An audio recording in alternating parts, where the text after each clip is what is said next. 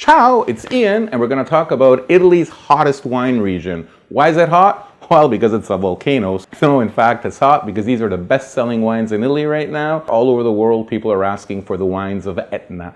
Etna is a volcano. In fact, it's Europe's highest volcano, and it's where you make some of Italy's most interesting red and white wines. There are local grapes here that are very important because the Etna Rosso wines are made with the two Nerello grapes, Nerello Mascalese and Nerello Cappuccio.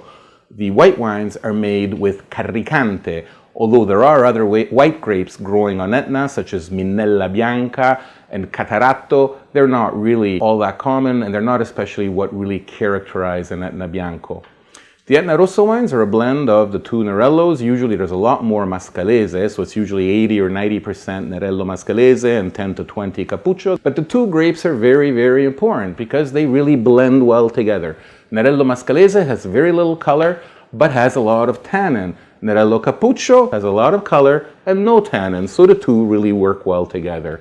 Carricante is instead a very high-acid grape that gives some of Italy's most lemony white wines and also some of Italy's most age-worthy wines. A good Carricante wine will easily last 10 to 15 years.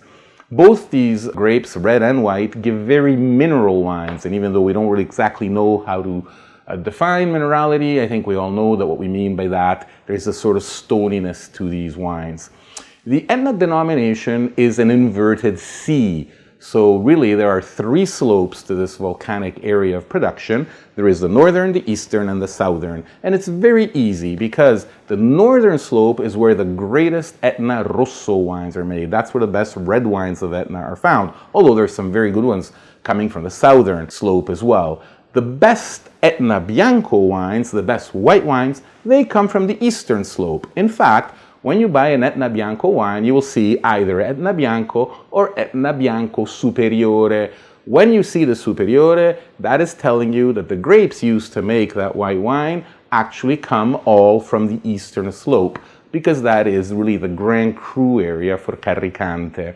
Both these grapes grow at very high altitudes. Nerellos up to about 800 meters. They can grow higher up too, but they really maybe have trouble ripening above 800 meters above sea level, and that's why the Etna Rosso denomination only allows grapes that have grown up to 800 meters above sea level. If you include in your blend grapes that are planted higher up, you have to use another denomination, such as, for example, Terre Siciliane. The Carricante instead can grow much higher up, even 1,000 meters above sea level, some of the highest vineyards in all of Europe, and it just gives this amazing, magnificent white wine, steely and long-lived. The Etna was always a famous area for making wine. It's also one of the most beautiful. It's a lunar landscape. It's black because of all the lava.